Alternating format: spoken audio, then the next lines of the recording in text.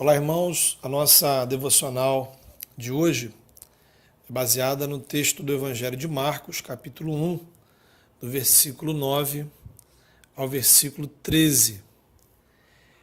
E antes de olharmos o texto, eu queria chamar a sua atenção para uma informação. No Brasil, atualmente, em torno de 9% da população afirma não acreditar em Deus e não praticar nenhuma religião. É algo em torno de 18 milhões de pessoas.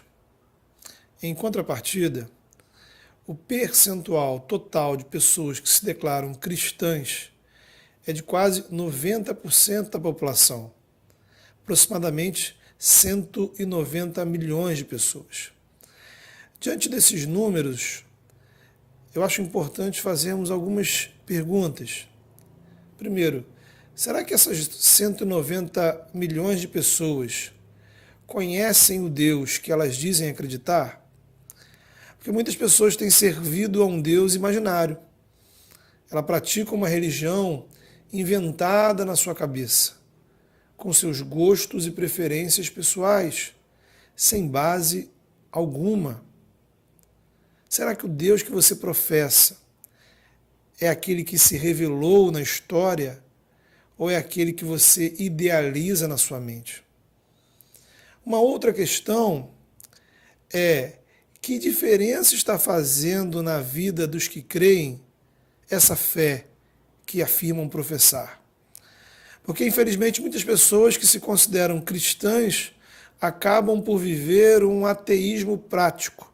Ou seja, dizem acreditar em Deus, mas vivem como se ele não existisse. Seu comportamento, suas atitudes, suas decisões levam Deus em consideração? Pensando nessas perguntas, nós viemos aqui para Marcos 1, 9 a 13, tentando descobrir, a partir desse texto, quem é o Deus apresentado nas páginas da Bíblia. E que diferença faz na sua vida entender quem Ele é? Antes de mais nada, precisamos entender que a Bíblia ela não está nem um pouco interessada em nos explicar Deus. A Bíblia quer nos apresentar Deus, não explicá-lo. Se eu quero te explicar uma pessoa, ou explicar uma pessoa para você, certamente você não precisa conhecê-la pessoalmente. Eu vou te dar todas as informações que eu tiver sobre ela. Para explicar, eu não preciso apresentar. Para explicar, eu não preciso pôr você em contato com a pessoa. A Bíblia, porém, quer fazer justamente o contrário. Ela quer pôr você em contato com Deus. Ela foi escrita por pessoas que se tornaram amigas de Deus. E elas, a pedido do próprio Deus, nos apresentam Deus, nos convidam a confiar nesse amigo e fazer dele o nosso amigo. Simplesmente, veja isso, há perguntas sobre Deus que a Bíblia não responde, porque não são importantes para a nossa amizade com Ele. Não cremos em Deus porque sabemos tudo sobre Ele, da mesma forma que não somos amigos de alguém porque sabemos tudo sobre a pessoa. Certamente nem mesmo seus melhores amigos sabem tudo sobre você. Significa que a Bíblia não é um manual de curiosidade sobre Deus.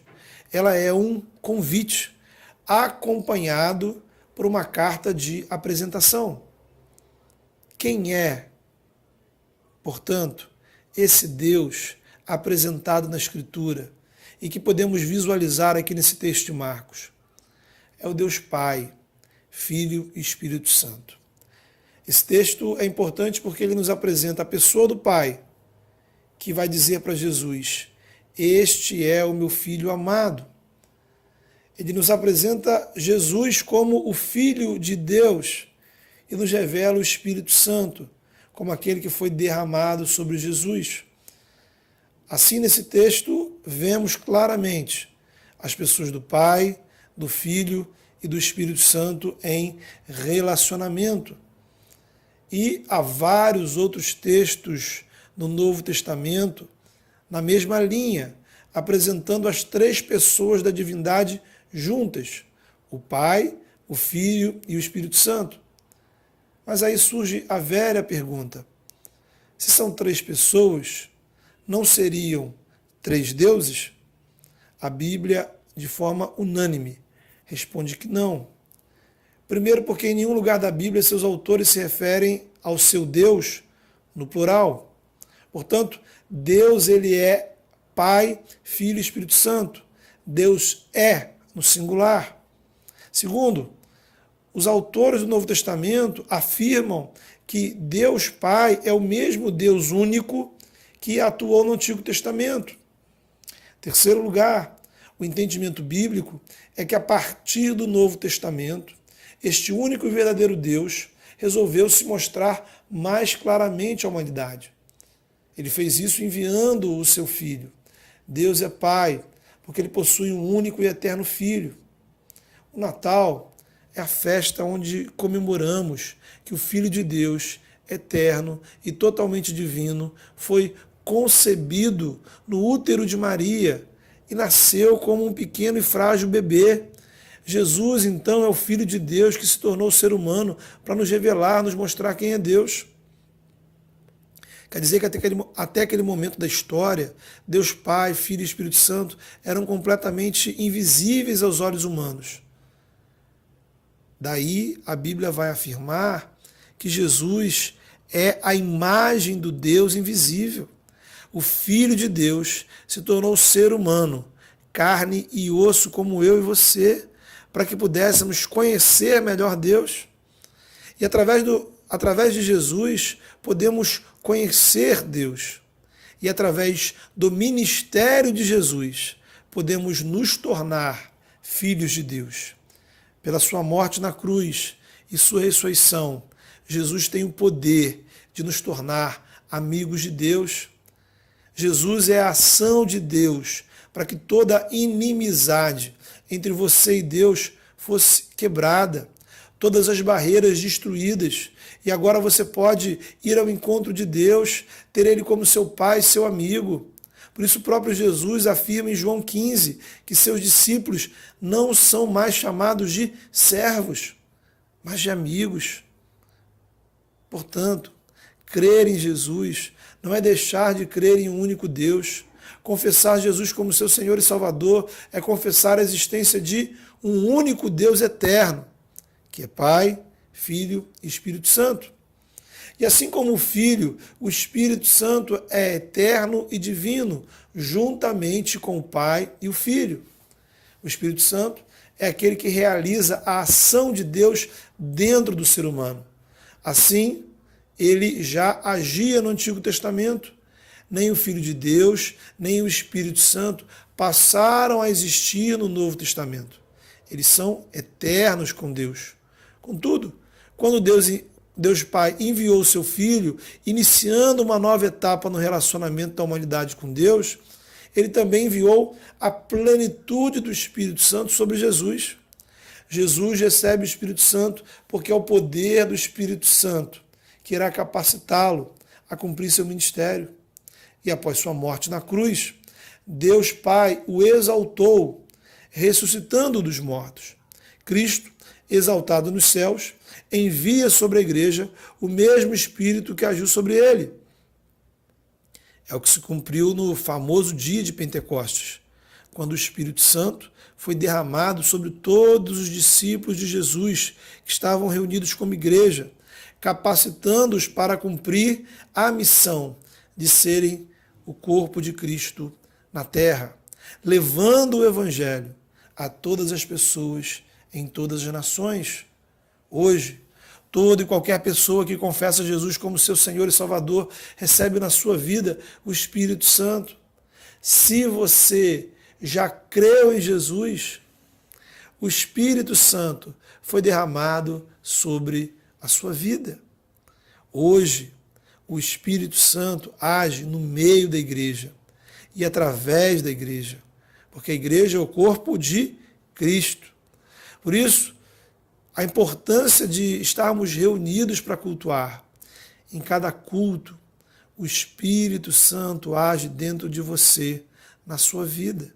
A cada domingo, a cada encontro, a graça de Deus é ministrada em nossa vida através do Espírito Santo, porque Ele age na palavra, Ele age nas canções, Ele age nas orações, Ele age na celebração da ceia do Senhor, Ele age na comunhão da igreja.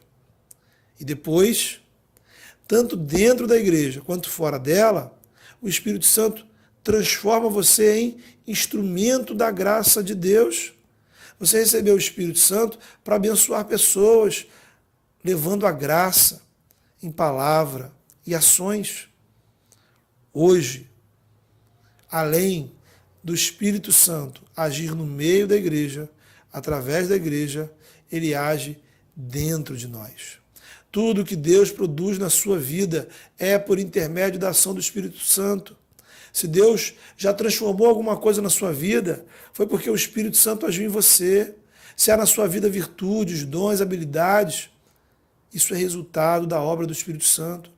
E se nada disso aconteceu com você ainda, creia que esse Deus, que nos é apresentado pela Escritura, tem o poder para transformar a sua vida de dentro para fora. Quando você confessa Jesus como seu Salvador e recebe o Espírito Santo em sua vida. Portanto, quem é o Deus que a Bíblia nos convida a conhecer? É o único Deus, Pai, Filho e Espírito Santo. São três pessoas distintas que se relacionam eternamente umas com as outras, sem ninguém usurpar o lugar de ninguém, onde não existe competição nem hierarquia. Muito pelo contrário, há uma perfeita comunhão entre Pai, Filho e Espírito Santo, porque existe amor. Veja, Deus Pai exaltou Jesus, seu Filho, ressuscitando dos mortos, dando a ele o mais alto lugar no universo. O Filho de Deus viveu aqui na terra, cumprindo o seu ministério para honrar Deus Pai. E toda vez que alguém confessa Jesus como Salvador, o nome de Deus é glorificado. E o Espírito Santo age dentro de nós para que possamos crer em Jesus e servir a Deus Pai. Essa é uma perfeita harmonia, um modelo para nós como igreja, servirmos uns aos outros, visando sempre a glória que não é minha nem sua, mas é do Senhor. Portanto, crer em um Deus assim faz diferença. Que diferença, objetivamente, podemos precisar na nossa vida? Em primeiro lugar, o relacionamento com esse Deus é mais do que ter uma religião, é viver intensamente uma relação, onde Deus Pai fala conosco e age dentro de nós através do Espírito Santo. Enquanto a gente fala com Deus e serve a Ele em nome de Jesus. Por isso, o batismo é em nome do Pai, do Filho e do Espírito Santo, porque ele é a marca visível desse relacionamento que passamos a ter, que nos faz adentrar no corpo de Cristo aqui na terra, cuja missão é promover o reino de Deus. Muitas pessoas, infelizmente, afirmam acreditar em Deus, mas acabam vivendo um ateísmo prático, porque não ouvem Deus, não falam com Deus, não buscam a ação do Espírito Santo na sua vida, não servem a Deus, nem vivem o corpo de Cristo. Em segundo lugar, esse Deus eterno, autossuficiente, que é glória, poder, santidade, o Deus que não precisa de você para nada, ele deseja se relacionar com você, porque ele se importa com você, a ponto de vir a seu encontro. A Bíblia nos mostra um Deus que vem ao nosso encontro. Em Jesus, Deus pisou no mesmo chão que eu e você. Deus conhece o que é sofrimento, tentação, humilhação, violência e todo tipo de mazelas que passamos aqui na terra, porque Ele experimentou tudo isso na pessoa do Filho de Deus. Isso nos leva a uma terceira consequência. A nossa dor não é desconhecida de Jesus. Ele sabe do tamanho da sua dor, da sua luta, porque Ele conhece. Ele não te despreza. Ele não te menospreza porque você está sofrendo, Ele te acolhe. Ele não te discrimina porque você caiu, Ele te levanta. Ele não joga na sua cara seus pecados, Ele te justifica. Ele não subestima o tamanho da sua provação. Ele vem ao seu encontro com socorro. Um Deus assim faz diferença na nossa vida. Uma quarta consequência prática da fé nesse Deus, conforme revelado na Escritura, é saber que esse Deus não espera você se consertar para merecer ser abençoado por Ele. Vivemos num mundo onde as pessoas estão mendigando por amor, fazendo de tudo para se sentirem amadas, nem que seja por algumas horas, nem que seja pagando. A Bíblia nos apresenta um Deus que nos amou antes mesmo de sonharmos em amá-lo. Um Deus que tomou providências para que pudéssemos amá-lo, entregando seu Filho na cruz pelos nossos pecados. Um Deus que derrama sobre os que creem em Jesus o Espírito Santo para que possamos experimentar, sentir o amor de Deus em nossas vidas. O Espírito Santo é a presença do amor de Deus em nós. Isso nos leva a uma quinta implicação, pois justamente por te amar, o Senhor age na sua vida para transformá-la. Quantas pessoas pensam que se mudarem alguma coisa no seu corpo, ou ganharem mais dinheiro, ou forem famosas, serão amadas.